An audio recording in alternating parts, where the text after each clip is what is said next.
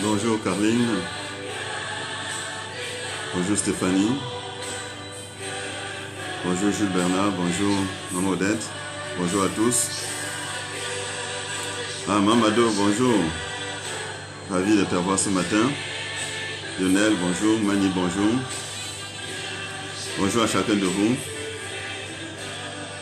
Bonjour à Lopon, bonjour à Bonamou Sadi, bonjour à Denver. Bonjour à Makepe.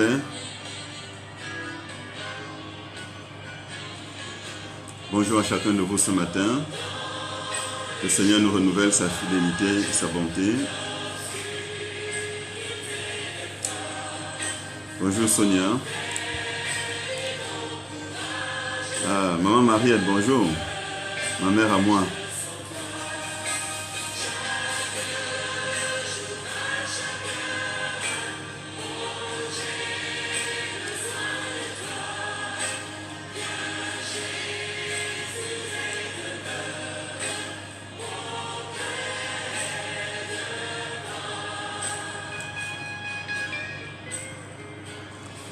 Bonjour à PK12. Chez les autres. Bonjour.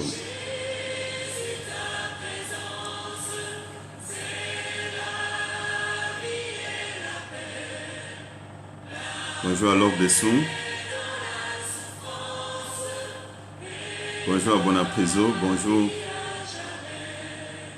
dans tous les quartiers de la ville de Douala. Bonjour au Cameroun. Bonjour à nos sœurs et à nos frères qui sont au Canada, aux États-Unis.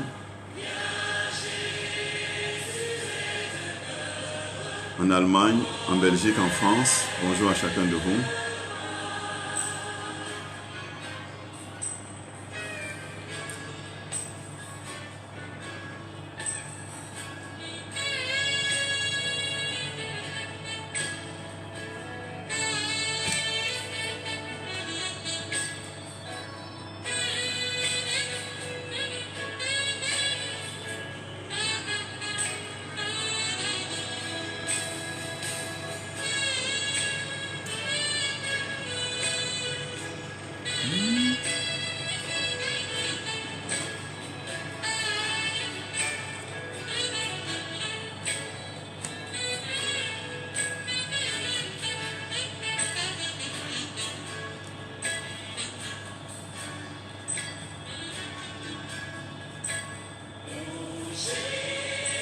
Ta présence, c'est la vie et la paix dans la souffrance et la vie à jamais.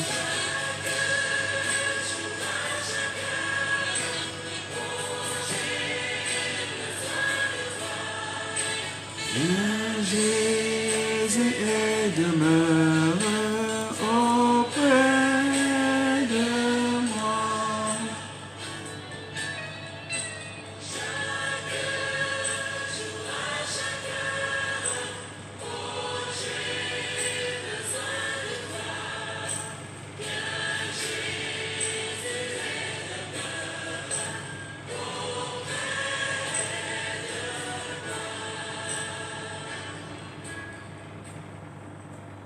Prions le Seigneur. Notre Dieu et notre Père, nous célébrons ton nom et nous t'adorons. Nous glorifions ton Saint-Nom. Tu nous as donné un jour nouveau. Tu nous donnes l'opportunité de venir dans ta présence, de nous retrouver, bien qu'étant à divers lieux sur la planète. Mais Seigneur, tu nous fais l'opportunité d'être une communauté de foi et d'adoration ce matin qui célèbre ton nom et qui chante ta gloire. Oui, Seigneur, nous avons soif de ta présence. Nous avons soif que tu nous donnes ta présence. Une présence qui nous régénère. Une présence qui nous fortifie. Une présence qui nous accompagne. Une présence qui nous met debout. Nous avons soif de ta présence, Seigneur. Nous avons soif que tu nous donnes ta présence pour nous fortifier et pour nous bénir. Viens et renouvelle pour nous les promesses de ta parole Au nom de Jésus-Christ, l'agneau de Dieu qui ôte le péché du monde. Amen. Chers amis, ce matin, nous avons le psaume 15 qui nous est proposé et l'évangile de Matthieu. Je nous donne lecture du psaume 15. Ô Éternel, qui séjournera dans ta tente, qui demeurera sur ta montagne sainte, celui qui marche dans l'intégrité, qui pratique la justice et qui dit la vérité selon son cœur. Il ne calomnie point avec sa langue, il ne fait point de mal à son semblable, et il ne jette point l'opprobre sur son prochain. Il regarde avec dédain celui qui est méprisable, mais il honore ceux qui craignent l'Éternel. Il ne se rétracte point s'il fait un serment à son préjudice. Il n'exige point d'intérêt de son argent et n'accepte point de don contre l'innocent.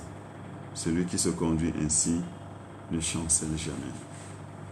Amen.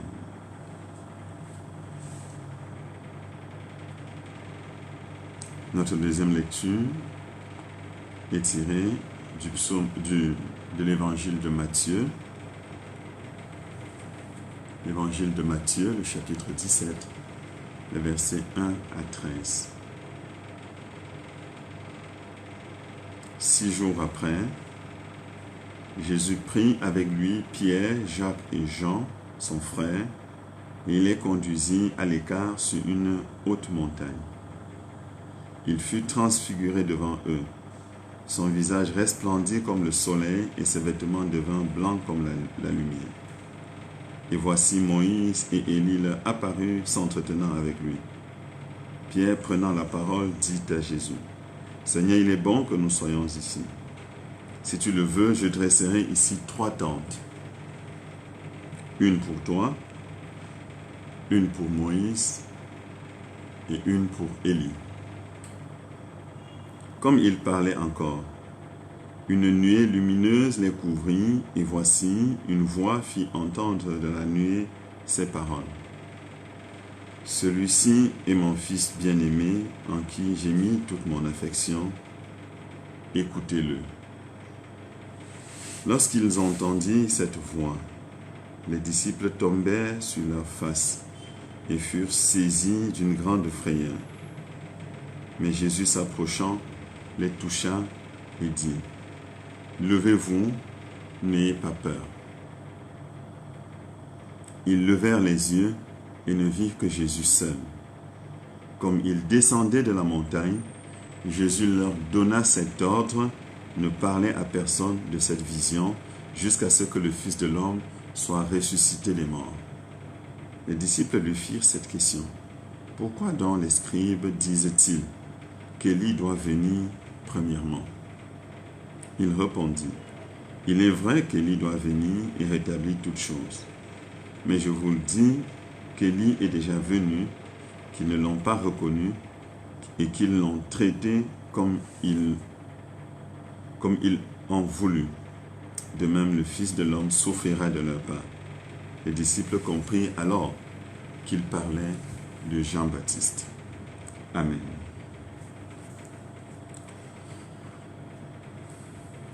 Chers amis, frères et sœurs, chaque jour est une grâce. Et nous sommes heureux que Dieu nous fasse la grâce d'être debout ce matin, d'être des vivants ce jour. Nous rendons grâce à Dieu parce qu'il nous donne l'opportunité d'écouter sa parole. Je me souviens encore, lors de la dernière célébration que nous avons faite dans le temple, c'était dimanche le 15 mars, et je disais, nous avons encore le privilège de nous réunir pour célébrer le Seigneur, sans que nous sachions ce qui va se passer dans les prochains jours. Chaque jour, frères et sœurs, quand Dieu nous donne l'opportunité, comme c'est le cas maintenant, d'écouter sa parole, c'est une grâce. Nous pouvons ne pas avoir même la possibilité d'écouter la parole de Dieu à travers un live comme celui-ci. Et donc chaque fois que nous en avons l'opportunité, saisissons cette opportunité comme une grâce. Vous êtes bénis, vous à qui Dieu fait cette grâce ce matin. Nous venons de lire deux textes. Le premier texte dans le psaume 15. Le psaume 15 qui commence par une question. Éternel, qui séjournera dans ta tente, qui demeurera sur ta montagne sainte. Voyez-vous, qui séjournera dans ta tente, qui demeurera sur ta montagne sainte.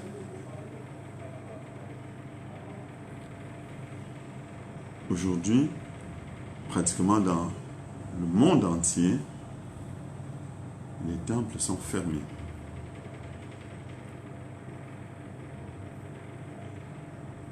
Et les hommes et les femmes n'ont plus l'occasion de se mettre ensemble pour célébrer Dieu. C'est une mesure sanitaire. Ce n'est pas parce qu'on ne veut pas que les gens adorent Dieu. Nous avons maintenant l'opportunité, en tant que communauté de foi, d'être rassemblés, même si c'est de manière virtuelle, et d'écouter la parole de Dieu. Vous voyez, si les personnes qui travaillent à ce que nous ayons la connexion Internet, si les personnes qui travaillent à ce que nous ayons cette page Facebook ne pouvaient plus le faire, même là, nous n'aurons plus cette opportunité. Et alors chacun lirait la parole de Dieu de chez lui. Mais quoi qu'il en soit, que nous soyons dans le temple en tant que maison de l'Éternel, que nous soyons dans la communauté virtuelle comme celle que nous constituons en ce moment, le temple de Dieu, c'est d'abord notre cœur. C'est d'abord notre vie, car la Bible dit que nous sommes le temple du Saint-Esprit. Et donc, chaque fois que nous en avons l'occasion, nous devons laisser ce corps, cette vie, être un instrument de célébration du nom du Seigneur. Qui habitera dans ta tente, qui séjournera dans ta tente, qui demeurera sur ta montagne sainte, car c'est bien d'un privilège qu'il s'agit. Quand notre vie se décline et se déroule de manière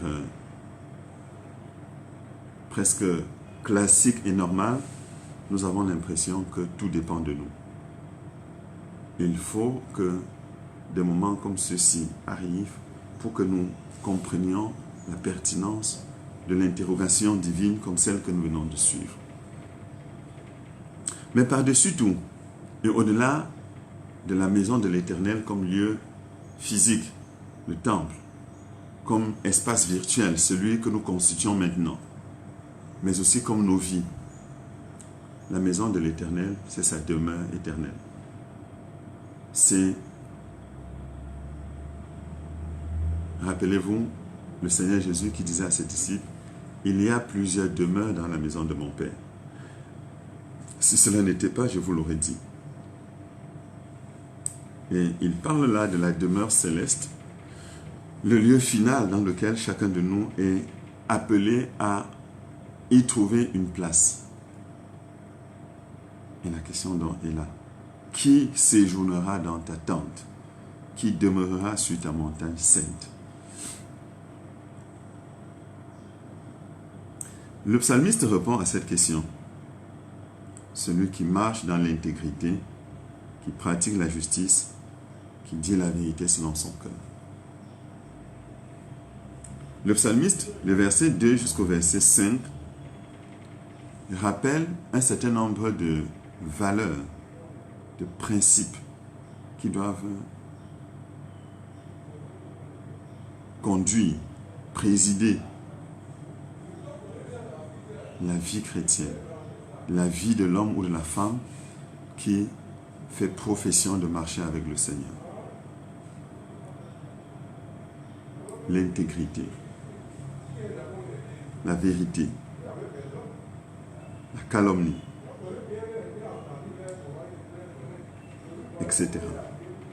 En bref, en résumé, cette parole nous invite à dire, que ce soit dans la maison de l'Éternel, que ce soit la communauté virtuelle, mais aussi que ce soit retourné vers le Seigneur, alors nous devons mettre de l'ordre dans nos vies pour vivre dans l'intégrité, pour vivre dans la vérité, pour nous éloigner de la calomnie, du mal, de l'opprobre, du dédain, pour honorer l'Éternel et le craindre, pour ne pas nous rétracter lorsque nous avons fait un serment, pour ne pas exiger d'intérêt, pour ne pas accepter un don contre l'innocent, pour nous conduire de manière à ne pas chanceler. L'évangile de Matthieu, quant à lui, fait en quelque sorte le contre-pied de ce que nous venons de voir. C'est-à-dire que si le psaume 15 parle de la demeure de l'Éternel, de la tente de l'Éternel, de la maison de Dieu, l'Évangile nous présente une scène où le Seigneur Jésus est avec 3 de ses disciples, Pierre, Jean et Jacques, sur la montagne de la transfiguration. Et au terme d'un échange qu'il a avec Élie et Moïse, dans une sorte de vision, les disciples, et notamment Pierre, prennent la parole pour dire, il est bon que nous soyons ici, nous allons faire 3 tentes. Alors, les tentes deviennent ici le symbole de la maison de l'Éternel. Alors, comme c'est merveilleux, nous allons rester ici avec toi. Chacun de nous aimerait rester avec le Seigneur. Chacun de nous aimerait rester avec Dieu. Chacun de nous aimerait demeurer avec le Seigneur. Et c'est là que survient ce que j'ai dit tout à l'heure, le contre-pied. Le Seigneur semble ne pas vouloir installer les disciples dans le fait de demeurer dans la tente du Seigneur, dans la maison de l'Éternel, mais à les renvoyer. Parce que Pierre, Jean et Jacques sont avec le Seigneur sur la montagne. Déjà, la montagne est le symbole de la maison de l'Éternel parce que la montagne, c'est la hauteur. Et quand on veut aller à la rencontre de Dieu, on va en hauteur. Et c'est la raison pour laquelle le temple est bâti en hauteur. À défaut d'être sur une montagne, sur une colline. Mais cette fois-ci, les disciples sont appelés non pas à demeurer sur la montagne et sur la tente, dans la tente du Seigneur, mais à descendre de la montagne pour aller se mêler à la foule, pour aller retrouver d'abord les 9 autres disciples qui sont restés en bas de la montagne que Jésus a laissé quand il a pris Pierre, Jean et Jacques, pour retrouver la foule et pour retrouver donc une vie normale. En résumé,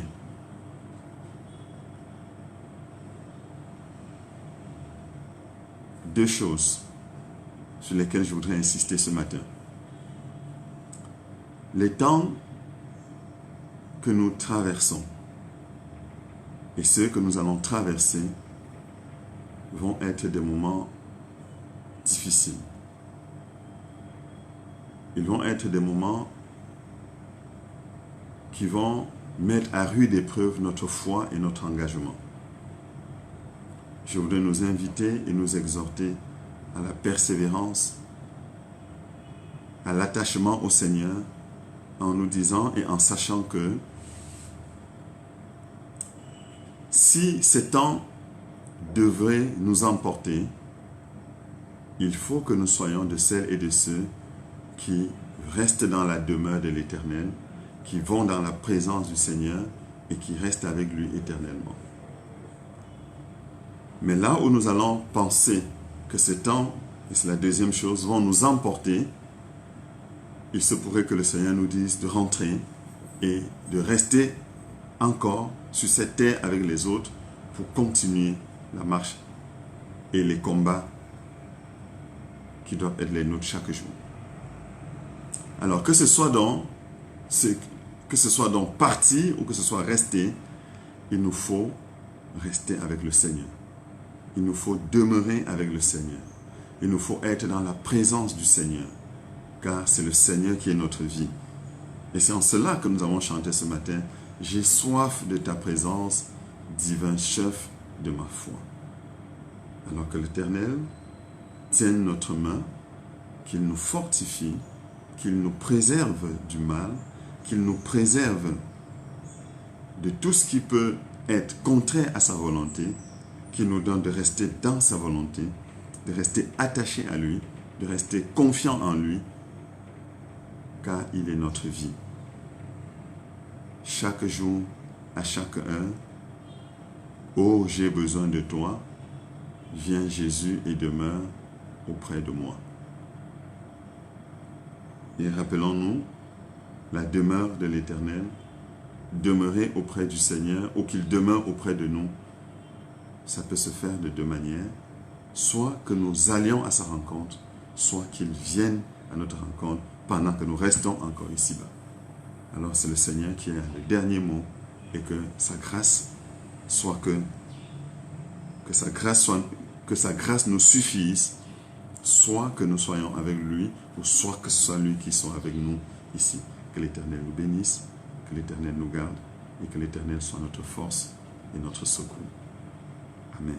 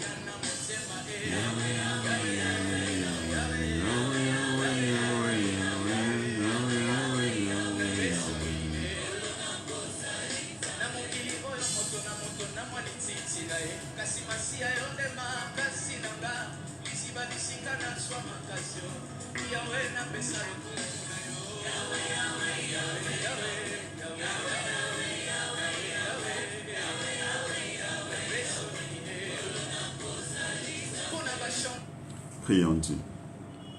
Seigneur notre Dieu et notre Père, nous te disons merci pour ta parole que tu nous renouvelles chaque matin afin qu'elle soit le guide de nos vies. Nous voulons te dire merci parce que nous ne sommes que de passage sur cette terre. Et ta demeure est ce qui nous attend pour celles et ceux qui marchent dans l'intégrité, dans la vérité, celles et ceux qui s'attachent à toi. Seigneur, donne-nous d'aspirer à cette demeure, ta demeure éternelle. Donne-nous également, Éternel, si nous devons rester ici, de rester dans ta vérité et dans l'intégrité, dans l'attachement à toi, car tu es notre vie. Seigneur, tiens-nous par la main, marche avec nous chaque jour, dans nos défis, dans nos combats, dans nos luttes. Seigneur, nous te prions afin que tu nous bénisses.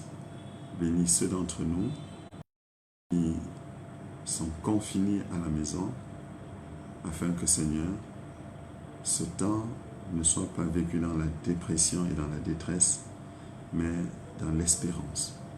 Sois avec celles et ceux qui doivent encore se mouvoir, qui doivent encore aller ici et là, afin que, Seigneur, ta grâce leur soit en aide. Je prie, Seigneur, pour que tu veilles et que ta protection nous soit garantie et assurée. Seigneur, donne-nous la vigilance, donne-nous l'attention nécessaire, donne-nous la prudence dont nous avons besoin, donne-nous la confiance en ton nom. Nous te prions pour nos malades, qu'ils soient malades du Covid-19 ou de toute autre pathologie. Seigneur, nous prions pour que tu leur fasses grâce. Nous te portons particulièrement ceux qui ont demandé le secours de nos prières. Et nous voulons te les nommer dans le fond de nos cœurs.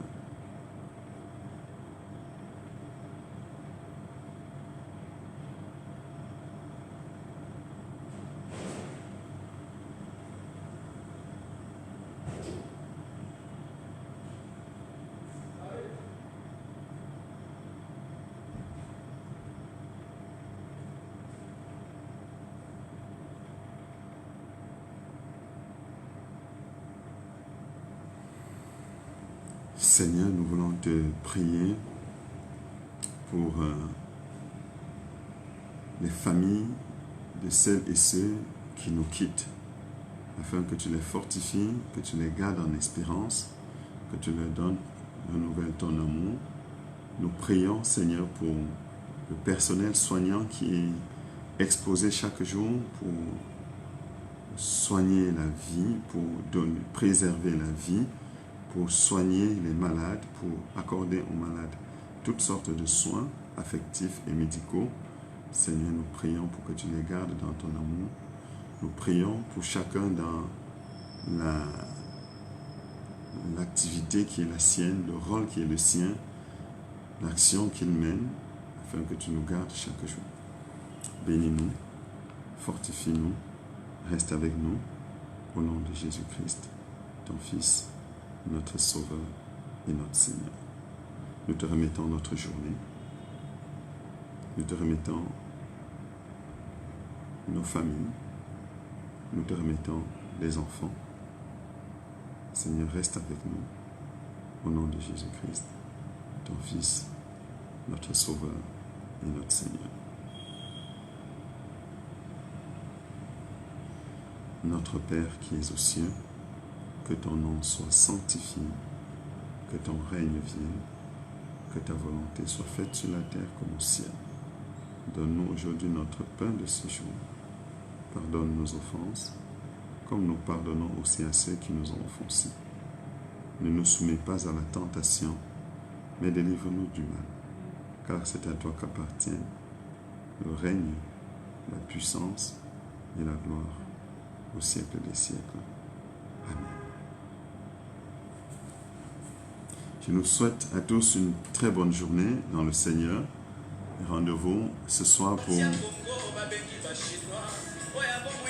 la méditation de l'enseignement de la soirée, ce temps de carême. Soyez tous bénis, frères et sœurs.